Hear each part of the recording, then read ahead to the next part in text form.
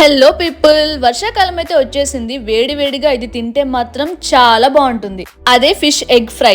So మా side అయితే దీన్ని చేప సేన అంటారు. గోదావరి సైడ్ బాగా ఫేమస్. ప్రతిసారి చేపలో ఇది వస్తే మాత్రం తప్పకుండా ఫ్రై చేస్తుంది మా మమ్మీ. సో ఫస్ట్ టైం నేను ట్రై చేద్దామని చాలా సింపుల్ వేలో చేస్తున్నాను. ఫస్ట్ ఈ చేప ఎగ్స్ అనేవి నీట్ గా కడుక్కొని ఇట్లా డివైడ్ చేసుకోవాలి, లేకపోతే గడ్డ గడ్డ కింద ఉండిపోతుంది అనమాట.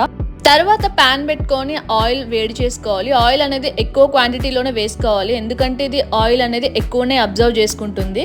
వాష్ చేసుకున్న చేపసేనని కొంచెం కొంచెంగా హీట్ అయిన ఆయిల్లో వేసి ఫ్రై చేసుకుంటున్నాను. చూసారా, వెయ్యగానే వెంటనే గడ్డ కట్టేసింది, అందుకని తిప్పుతానే ఉండాలి.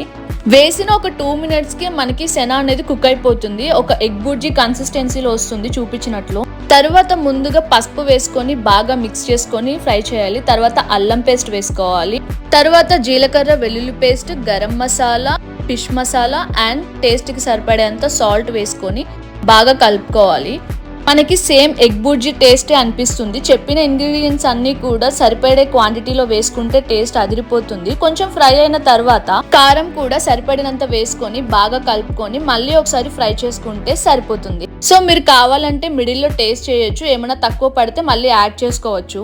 అండ్ ఫైనల్ టచ్ మంచి అరోమా కోసం నేను ఇక్కడ కొత్తిమీర వేసుకొని మిక్స్ చేసుకున్నాను. అంతే, మన టేస్టీ వేడిగా ఫిష్ ఎగ్ ఫ్రై రెడీ అయిపోయింది.